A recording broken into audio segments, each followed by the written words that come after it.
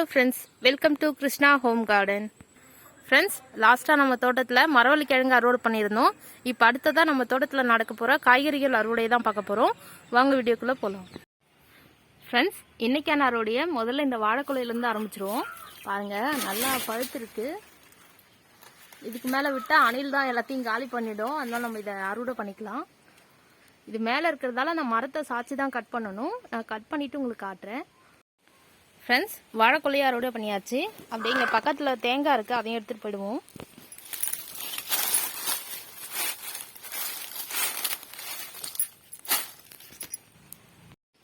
Friends, இப்போ grow bag கார்டன்லேயும் அப்படியே அறுவடையை முடிச்சுட்டு போயிடுவோம். இங்கே வந்து தக்காளி, பச்சை மிளகாலாம் இருக்குது.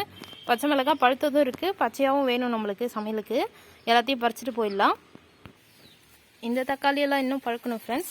அதனால் இப்போ அறுவடை வந்து இவ்வளோ தான் பண்ணியிருக்கேன். இங்கே வந்து இன்னும் தக்காளியெல்லாம் நிறைய காயாக இருக்குது. அதனால் அடுத்த அறுவடையில் பறிச்சிக்கலாம். இப்போ வெளியில் இருக்க தோட்டத்துக்கு போயிடுவோம். ஃப்ரெண்ட்ஸ், அதுக்கு முன்னாடி இங்கே ஒரு சில காய்கறிகளோட விதைகள் இருக்குது, அதையெல்லாம் அறுவடை பண்ணிப்போம். இது வந்து கொடி பீன்ஸ், கிச்சன் வேஸ்ட்லேருந்து முளைச்ச கொடி தான் இது.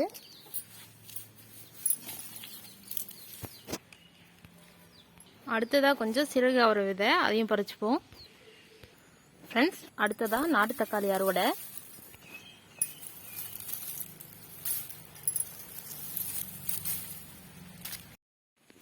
ஃப்ரெண்ட்ஸ், தக்காளி அறுவடை முடிஞ்சது. இங்கே பாருங்கள் ஃப்ரெண்ட்ஸ், இந்த செடி பார்க்க எவ்வளோ அழகாக இருக்குது பாருங்கள். மிளகாயெல்லாம் பழுத்ததால் ஏதோ லைட் கட்டி விட்ட மாதிரி அழகாக இருக்குது பார்க்கவே. இதையெல்லாம் அறுவடை பண்ணிக்கலாம். ஏன்னா இப்போ இந்த பழத்தை பறிச்சாதான் நம்ம அடுத்ததாக செடி கொஞ்சம் வளர்ந்து இன்னும் காய் நிறைய பிடிக்கும். அடுத்ததாக பாருங்கள் ஃப்ரெண்ட்ஸ், நிறைய காந்தாரி மிளகாய் இருக்குது. இதையெல்லாம் இப்போ நம்ம அறுவடை பண்ண முடியாது. இதையெல்லாம் தனியாக ஒரு அறுவடை வீடியோவாக நான் கொடுக்குறேன். நாளைக்கு தான் அறுவடை பண்ணணும் இதெல்லாம். ஏன்னா இப்போ வந்து இருட்ட ஆரம்பிச்சிரும். இப்போ வந்து நான் சாயந்தரம் தான் அறுவடை பண்ணுறேன். அடுத்ததாக இன்னொரு செடியில் இருக்கக்கூடிய நாட்டு தக்காளி அறுவடை பண்ணிக்கலாம்.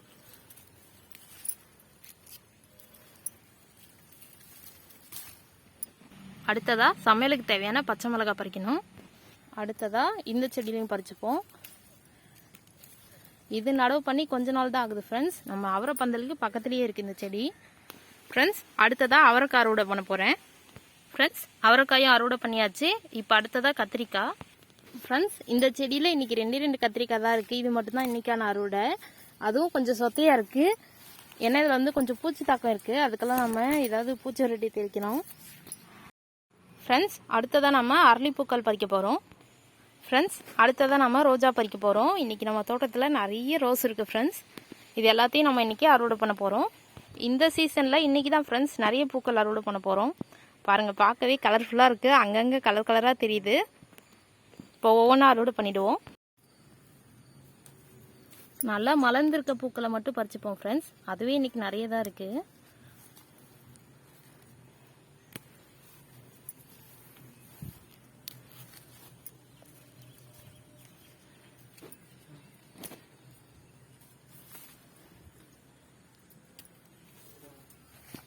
அடுத்ததாக பட்டன் ரோஸ் ஃப்ரெண்ட்ஸ். பாருங்கள் எவ்வளோ மொட்டுக்கள் இருக்குது பாருங்கள் ஃப்ரெண்ட்ஸ். இந்த செடியில் எப்போவுமே ஒரு செட்டாக நிறைய மொட்டுக்கள் வரும். எல்லாம் மலர்ந்து முடிச்சதுக்கப்புறம் அடுத்து உடனே நிறைய துளிர்கள் வந்து நிறைய அரும்பு வைக்கும். பாருங்கள் ஃப்ரெண்ட்ஸ், ஒரே கொத்தில் 4 பூ இருக்குது. எல்லாம் அப்படியே கட் பண்ணிப்போம். அடுத்ததாக எல்லோ ரோஸ். இது வந்து ஒரு நாளைக்கு முன்னாடியே நல்லா பூத்திருக்கு. அதான் கலர் கொஞ்சம் கம்மியாயிடுச்சு.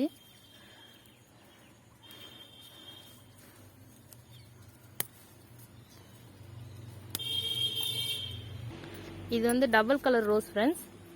எப்போவுமே இந்த டபுள் கலர் ரோஸ் எல்லாமே ரொம்ப குயிக்காக வளர்ந்துரும். அதே மாதிரி நிறைய பூக்கள் வைக்கும் இந்த செடி.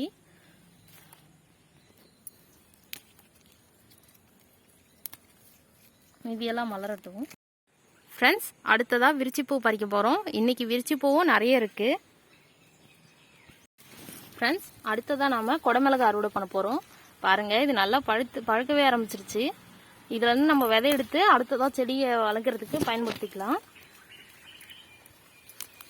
இலை சுருட்டல் வந்துருச்சு ஃப்ரெண்ட்ஸ். இல்லைனா இந்த மிளகாய் வந்து ரொம்ப பெரிய சைஸ்லேயே வந்திருக்கும். பாருங்கள் ஃப்ரெண்ட்ஸ், அடுத்ததாக நாம் ராம் சீதா அறுவடை பண்ண போகிறோம். இன்றைக்கி வந்து 2 பழம் இருக்குது, 2ஐயும் பறிச்சிருவோம். ஃப்ரெண்ட்ஸ், ராம் சீதா அறுவடை முடிஞ்சது. இப்போ அடுத்ததாக கொய்யா அறுவடை. பாருங்கள் ஃப்ரெண்ட்ஸ், பார்க்கவே ரொம்ப சூப்பராக இருக்குது. இந்த மாதிரி செங்காயாக பறிக்கும்போது தான் இது வந்து டேஸ்ட் நல்லாயிருக்கு. இப்போல்லாம் பழமும் கூட டேஸ்ட்டாக தான் இருக்குது ஃப்ரெண்ட்ஸ். முன்னெல்லாம் வந்து காய் ரொம்ப பெருசாக இருக்கும், இப்போ வந்து கொஞ்சம் மீடியம் சைஸில் தான் இருக்குது.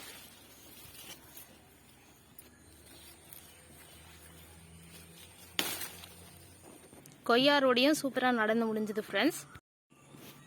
அடுத்ததாக இந்த செடியில் இருக்க குடமிளகாயும் பறிச்சுப்போம். இதுவும் நல்லா பழுக்க ஆரம்பிச்சிருச்சு. இது வந்து வெயிலால் இந்த மாதிரி டேமேஜ் ஆகிடுச்சு.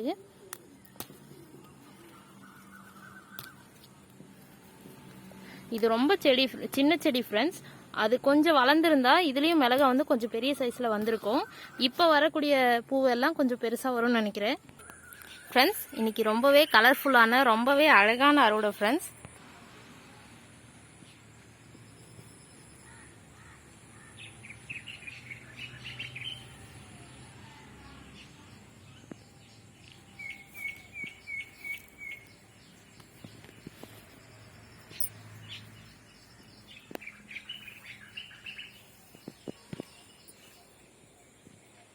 ஃப்ரெண்ட்ஸ், இப்போ நம்ம என்னென்ன அறுவடை பண்ணியிருக்கோம்னு பார்ப்போம்.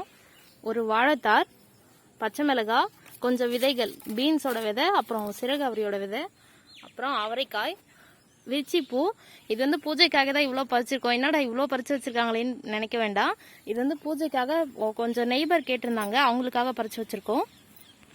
அடுத்ததாக ரோஜா பூக்கள் நிறைய கலரில் இன்னைக்கு நிறைய ஹார்வெஸ்ட் பண்ணியிருக்கோம். அடுத்ததாக தக்காளி, நாட்டு தக்காளி, 2 ரக தக்காளி இருக்குது. அடுத்ததாக இதெல்லாம் குடமிளகா. தக்காளியும் குடமிளகாயும் ஒரே மாதிரி இருக்குது ஃப்ரெண்ட்ஸ், கன்ஃபியூஸ் ஆகிடும். அடுத்ததாக கொஞ்சம் கத்திரி, ராம் சீதா, கொய்யா. இன்னைக்கு இவ்வளோ அறுவடை பண்ணியிருக்கோம் ஃப்ரெண்ட்ஸ். ஓகே ஃப்ரெண்ட்ஸ், இன்னொரு இன்ட்ரெஸ்டிங்கான வீடியோவில் பார்க்கலாம். தேங்க்யூ. தேங்க்ஸ் ஃபார் வாட்சிங்.